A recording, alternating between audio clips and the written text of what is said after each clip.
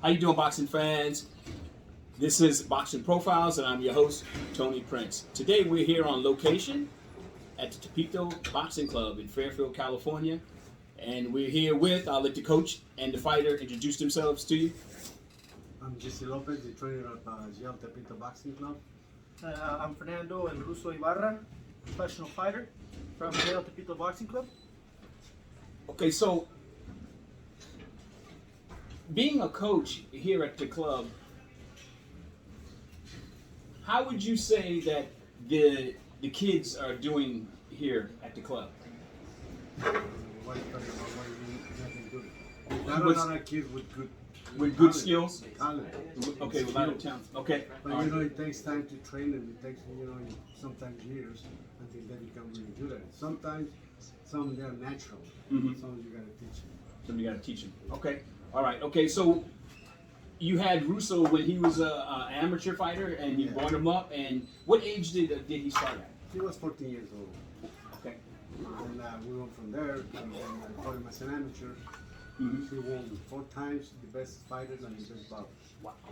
Wow. And, he went in fights and I turned pro. He was 18 already. He was 18. Wow. So he turned pro when he was 18 years old. Turned pro. But he did good. He was really good at it. Mm-hmm. So he was natural. See, Okay. see when some of the kids they are natural, you don't have to put a lot of time in. You just keep going, train them, all the time, and so they can stay in shape. And whenever they fight, they're ready. Okay. I see. So Russo, now that you're a professional fighter, what's in line for you next to come? Well, right now we're training hard, trying to get back in shape. Took a little break, but we're gonna get back in shape to see where we could go from there. Take any fight as they come. We fought 2-time gold medal Olympians, well-known fighters all over the place, top rank, PBC. So in reality, we're home of the hard hitters. So we're not scared of nobody, and whoever comes, we're gonna have to take on them. Okay, all right, okay. So for the Spanish-speaking fans that we have, on Boxing Profiles, would you guys say something in Spanish for them? Estamos aquí en el club de Tepito Boxing Club con el entrenador Jesse Lopez, uno de los mejores. Y los invitamos a que vengan al gimnasio, aprendan un poco a defenderse y si quieren seguir en una carrera como yo, al estilo Tepito Boxing Club, pues aquí estamos en la locación de Tepito Boxing Club en la dirección 1070. Horizon Drive. Okay. So now that you're starting to train again, a little bit of I would say a little bit. I'm trying to find the best word for it. A little bit about your experience, Fernando. Would you say that it's been a hard road for you? The fights that you've had, because that actually makes the fighter. The harder the fights, it actually makes the fighter even tougher. Right, yeah. So, as you know, we only did 11 amateurs. Started when I was 14, we did 11 amateurs. And we came right to the professional game because my coach he said I was ready. And coming in from such a amateur background, small amateur background, we come up as a B-side fighter all the time, waiting for a come up. Okay. And so we've faced a lot of adversity, great fighters, close fights, in which some we believe that we had a little disadvantage due to boxing politics. Okay. But like we said, we keep taking on these fights, prove that we're good fighters and that we belong with the best. So you mentioned a little earlier that you took on basically 2 Olympians. You fought 2 Olympians, and were you able to go the distance with the 2 Olympians? Yes, we fought a 6-round fight. It was a very tough opponent, but we went the distance. All the way to the 6th round. Well, you guys know, I'm a former fighter myself. If you're able to go the distance with Olympians and you only had 11 pro fights, that don't make you the B side. That puts you on as the A side just as well. Okay, so because this thing with the A and the B, to me, I think that's personally is nonsense. The 2 fighters, one might be more popular than the other, but the skill level But you is know, still there. The thing is that this Olympian guy, one of them, had already 400 and something fights in Cuba. Mm. He was a Cuban fighter. Okay. He was a good fighter, Mhm. but the Russo man moved all over the place. Mm-hmm. He just did good, and then that's why I turned pro because I know he was ready. Right.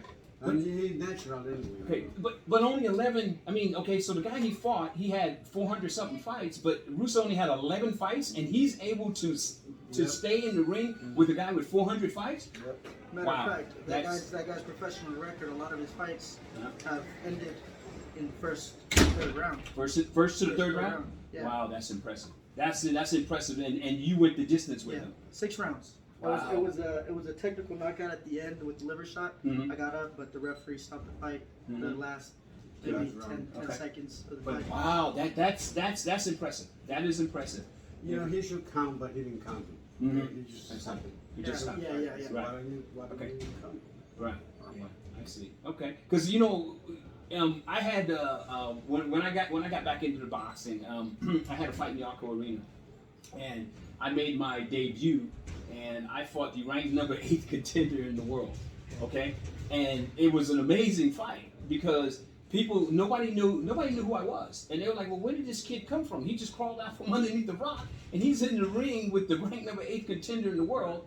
But the fight promoter knew who I was, and he said, "Hey, I wouldn't put this guy in the ring unless I know he can handle it." So, because fighters get killed in the ring, Yeah. and that's one thing that I want to bring out to people. This is not a game. You can't play boxing in any kind of way. So the fact that you only had so many fights and you're in there with the best.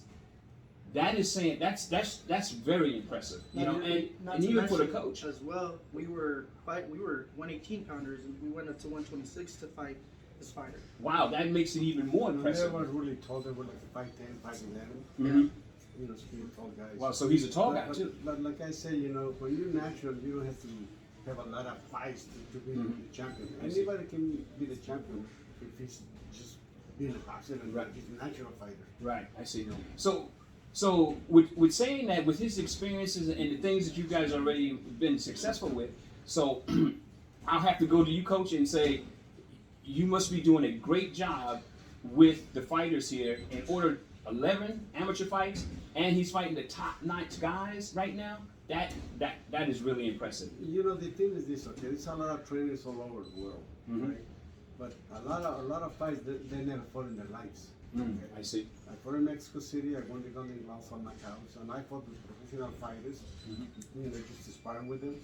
But I didn't care. I just went over there and got them. And just do what you had to do. Yeah, I mean, I wasn't afraid of nobody. Yeah. And that's what Yeah. I know. When a fighter is a good fighter, Mhm. he's gonna be a good fighter. And it has something to do with your talent and your ability, Exactly.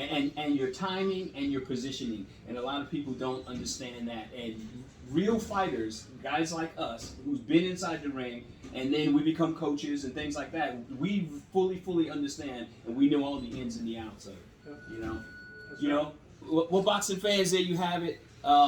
That's all I got for you. Again, we're here at the Tepito Boxing Club in Fairfield, California, with Coach Jesse Lopez, and I know him as Russo Ibarra. Okay? Fernando Ibarra. Oh, Fernando Ibarra, okay? All right, guys. So that's all we got for you. You guys have a good night.